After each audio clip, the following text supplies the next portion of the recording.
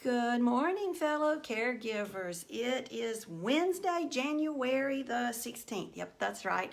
And I'm Carol Howell, and this is Let's Talk Dementia's What's Going On with Mama, second episode. Yay! Yesterday we had a whole bunch of you folks join us and watch it and replay, and I'm so glad you did. This morning I'd like to give a special shout out to our first sponsor, and that is Little Giant Tax Services. Little Giant Taxes, I'm telling you, they're the best people on the planet. They do tax processing for my husband and my mama and my company. Oh, I do love those folks. Melinda Rushing over at Little Giant Tax, 373 East Black Street in Rock Hill. Her phone number is 325-1444. Give her a call. Hi, Gina, and hi, Irma. We're so glad that you're here today. Well, I left you yesterday telling you about the processes we're going through with Mom and what's going on, and that she had moved to skilled nursing, and well, we just had some issues because the little woman wanted to get up and walk. She wanted to walk. Go figure. She'd only done it her whole life. Why would she not want to do it now? That's what I always wondered, but nonetheless, it was a problem because the staff was afraid she would fall. And I do understand that. I really do. Like I said, it's a great skilled nursing community, but maybe their logic and my logic just didn't line up. And it certainly didn't line up with my mama's logic at all. So we started her on a medication called trazodone, and that medication really did seem to help Mama. Kind of took the edge off, but it wasn't quite as helpful as we had hoped it would be.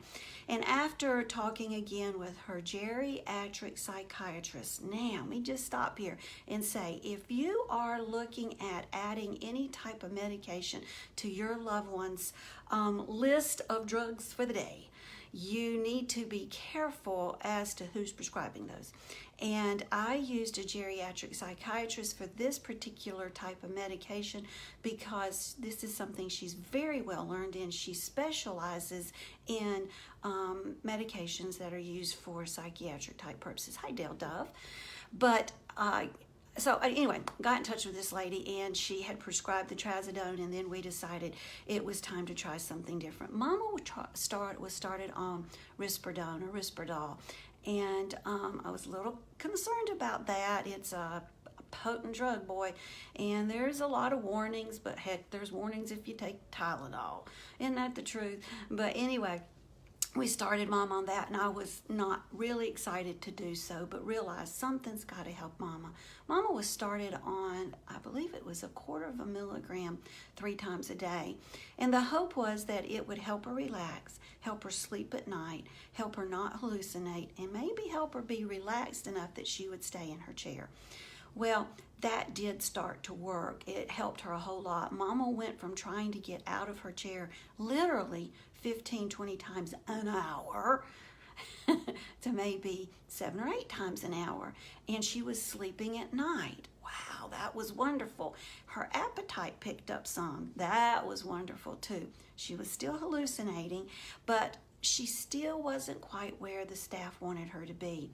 They said that the mornings were harder for Mama than any other time, from about 8 o'clock to 12 o'clock. And they said in order for us to keep her there, we had to hire private caregivers 24/7. That cracked me up.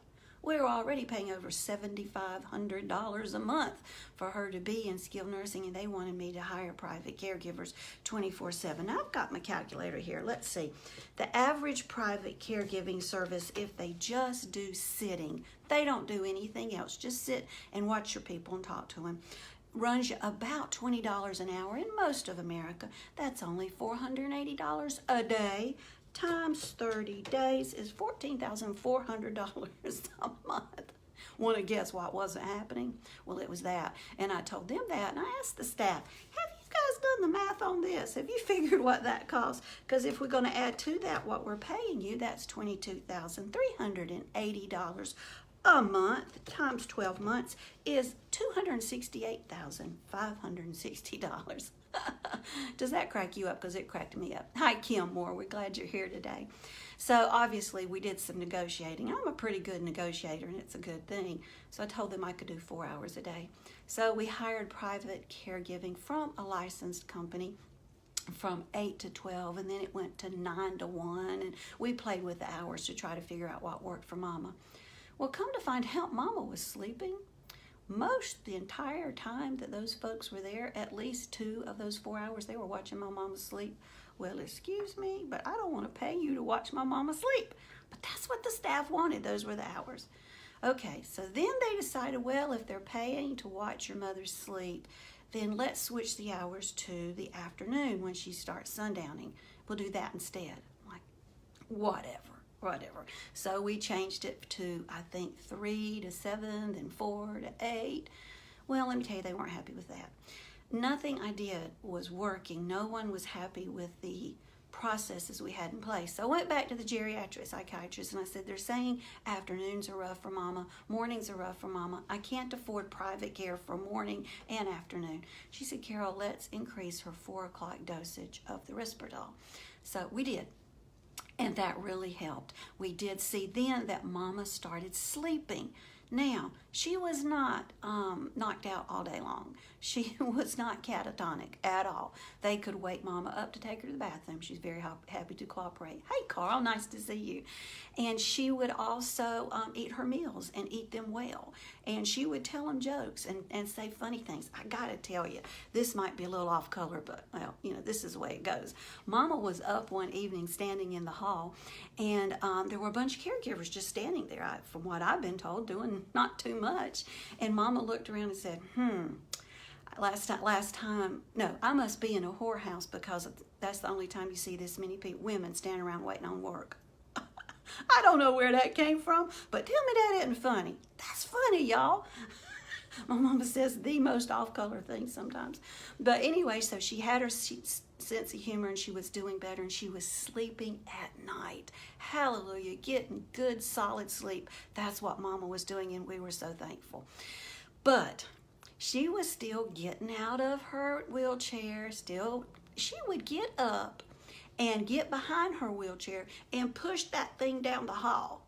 Go figure. You know, this is the same woman that when you tried to get her out of the bed, her legs were like spaghetti noodles. She could barely hold her weight.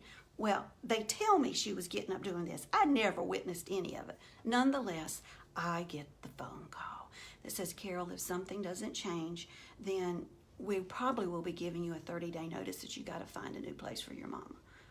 Back the truck up. What is it you're really wanting out of me? Because I can only take so much. Oh my goodness. So I sat down with the nursing staff to discuss what was going on with Mama. That was an enlightening day. I had a wonderful conversation. I thought I had things figured out. I visited with Mama. I came home and they called me. And everything we had talked about in that conversation, a good 2.5, 3 hours previous, they backed up on, said nope, nope, and nope. So I had talked to them about were things better? Was it better since we increased Mama's 4 o'clock dosage? Was she sleeping good? Were they okay with the fact that Mama was sleeping more?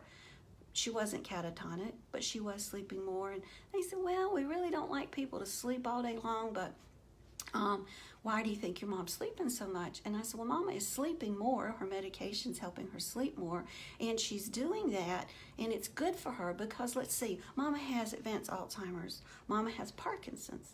Mama has post-polio syndrome. Mama hallucinates. Mama's in pain.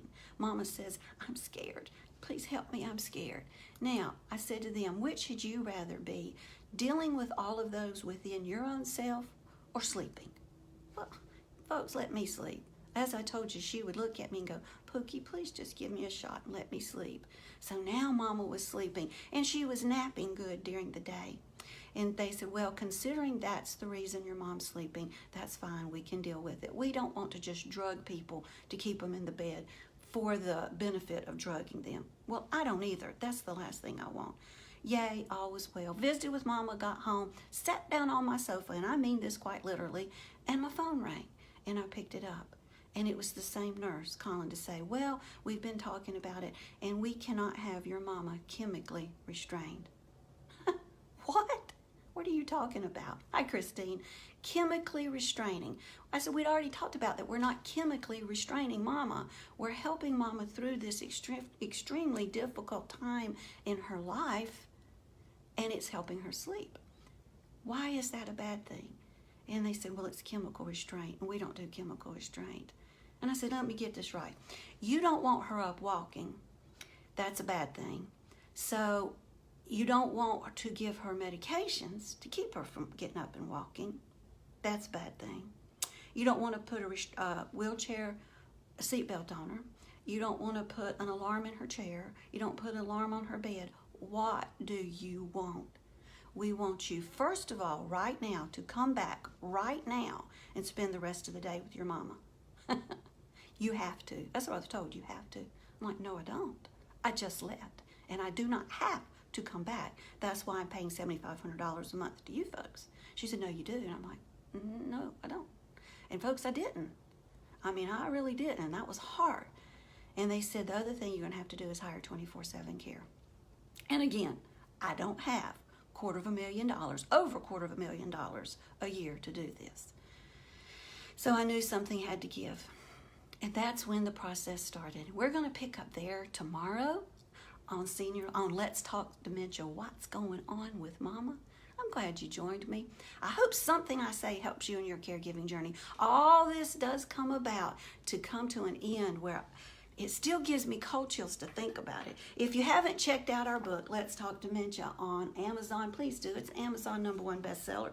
Check out our podcast on iTunes. It's all on our website. Go to letstalkdementia.org. Special shout out again to our sponsor, Little Giant Tax Services, 373 East Black Street. Their phone number is 325-1444. You tell Melinda that Carol sent you. You're going to be glad you went there. She's a good woman. Get your tax returns done, and when you get rich, you make a donation, and we'll help other people. Boy, that was just blatant asking for money, wasn't it?